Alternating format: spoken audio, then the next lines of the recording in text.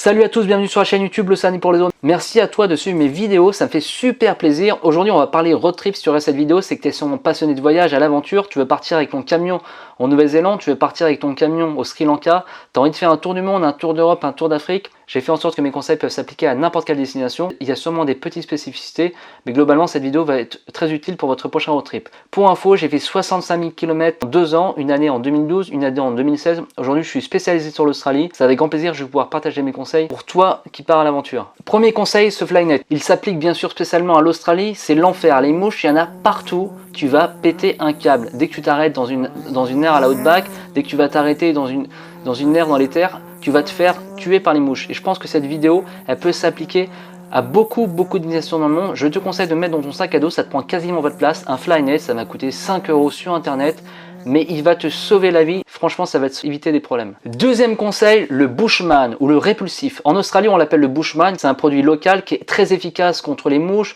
contre les moustiques, contre certains insectes qui sont très contraignants.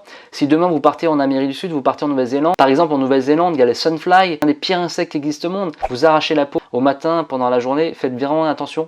De tous les cas, je vous conseille de mettre dans votre sac à dos, dans votre van, un répulsif de qualité. Alors bien sûr, il n'y a pas de road trip sans véhicule, sans van, sans 4x4. Alors vous l'avez bien compris, avant de partir à l'aventure, faites une révision complète. Si vous ne connaissez pas en mécanique, je vous conseille fortement de l'amener au garage et d'éviter des grosses surprises. Typiquement, si vous avez un problème mécanique au milieu de nulle part, ça va être très compliqué, ça peut être très contraignant, ça peut être aussi onéreux. Donc vraiment, je vous conseille, avant de prendre la route, faites un petit check des pneus, des freins, du moteur.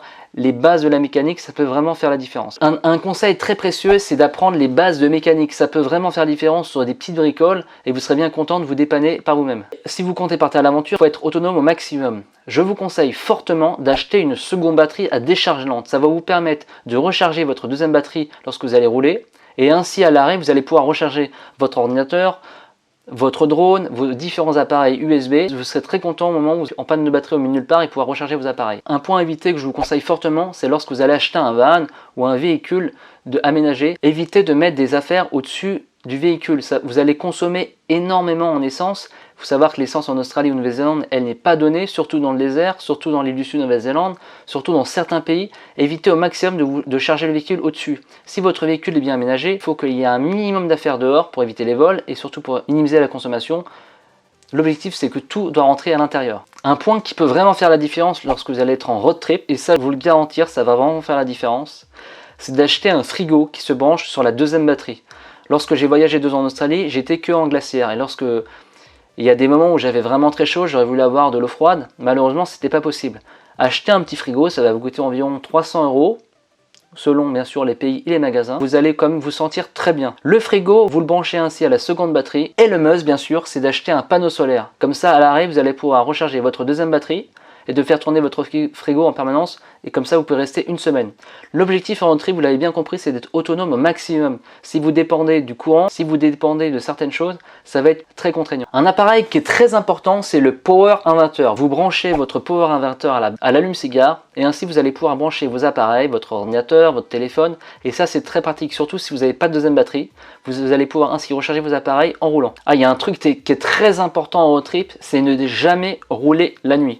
Par exemple, en Australie, si vous roulez la nuit, il y a de fortes chances que vous percutez un kangourou. Les conséquences peuvent être gravissimes. De manière générale, globalement, évitez de rouler la nuit, ça va vous éviter beaucoup de problèmes. Un truc très important, je veux dire, il n'y a pas de road trip sans musique. Alors, avant de partir, faites une playlist, mettez un maximum de musique, c'est très conseillé. Vous allez être très frustré si vous n'avez pas de musique parce que souvent en trip, selon les pays comme en Australie, il n'y a pas forcément de radio. Moi personnellement, j'ai souscrit à Deezer, en fait ça permet d'écouter de la musique en ligne. Vous bien sûr téléchargez de la musique en toute légalité, mais vraiment faites le nécessaire pour avoir de la musique dans votre véhicule. Un point qui est très important, c'est avant de prendre la route, faites les niveaux. Le niveau d'eau, le niveau d'huile et le niveau de transmission de la boîte de vitesse. Ces 3 paramètres vont vous permettre d'éviter de gros problèmes mécaniques et ça ne prend que quelques secondes. Si vous ne savez pas le faire, renseignez-vous, c'est pas très compliqué et ça peut faire la différence. Et un point qui est très important en road trip, c'est l'eau. Prévoir 4 litres d'eau par personne et par jour. Surtout l'Australie, les distances sont très compliquées. Il y a environ une station essence tous les 250 km. Alors bien sûr, si vous faites un road trip en Nouvelle-Zélande, si vous faites un road trip en France, pas besoin d'avoir 50 litres d'eau. Mais selon les pays, prévoyez un maximum de litres d'eau.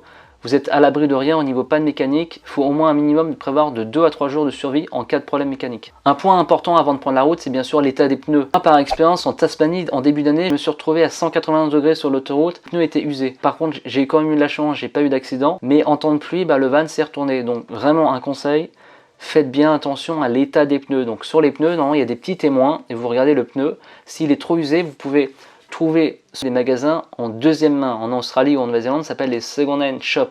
Alors bien sûr, selon les pays, vous n'êtes pas obligé d'acheter un pneu à 250 €, mais mettez le prix, mettez un minimum de qualité. Avec des pneus qui sont en très mauvais état, ça peut être mortel. Si vous comptez acheter un véhicule, faites bien attention par rapport à la couleur du véhicule. Moi, pendant 2 ans, j'ai voyagé avec un véhicule de couleur blanche. Pourquoi? Parce que la couleur blanche n'attire pas le soleil. Si vous voyagez dans des pays chauds comme en Afrique, comme en Australie, et que vous avez un van de couleur, ça va attirer le soleil.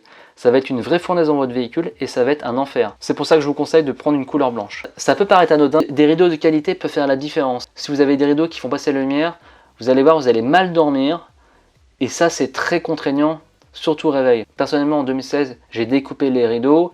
Voilà, c'est un peu de bricolage, c'est pas très compliqué et ça fait toute la différence. Ça va éviter de vous faire réveiller par la lumière dès 5 h du matin. Si vous partez à l'aventure, surtout en Australie ou dans des pays où les distances sont très compliquées, prenez une road assistance. En cas d'accident, en cas de panne, ainsi vous avez un numéro et vous pouvez appeler librement et la dépanneuse va arriver. Moi personnellement, je l'ai utilisé une fois en Tasmanie, une fois en Australie.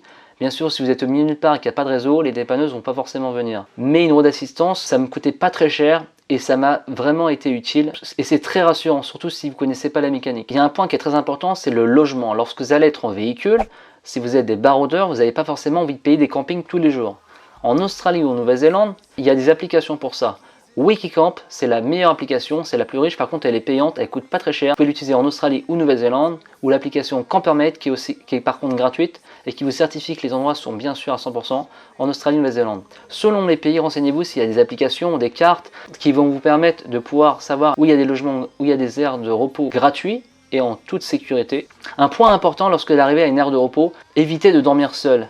Si vous êtes seul, vous êtes exposé à des légers risques. Globalement, en Australie et Nouvelle-Zélande, c'est pas des pays, il n'y a pas vraiment de danger, mais récemment, il y a eu malheureusement des personnes qui se sont fait agresser en Australie. Vous savez jamais sur qui vous tombez. Le mieux, c'est de voyager au moins à 2 véhicules. Comme ça, vous allez éviter les problèmes. Une application qui est vraiment extraordinaire, et je vous la conseille fortement, c'est l'application Maps.me. Vous pouvez la trouver sur Android ou sur iPhone.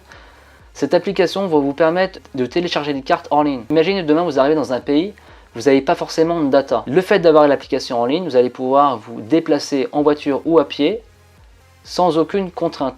Il faut juste en amont télécharger les cartes par Wi-Fi. Voilà, j'espère que ces conseils vont vous aider. J'ai énuméré le maximum d'astuces que je connaissais par rapport à ce que j'ai effectué en 2012 et en 2016. Plus de quasiment 2 ans d'expérience. Après, vous allez bien voir, en trip, il y a plein d'imprévus que j'ai pas forcément pensé. Mais les bases au moins sont là. Je vous souhaite bonne route en road trip et surtout faites-vous plaisir. La route, il n'y a que ça de vrai. Allez, salut les amis, à bientôt.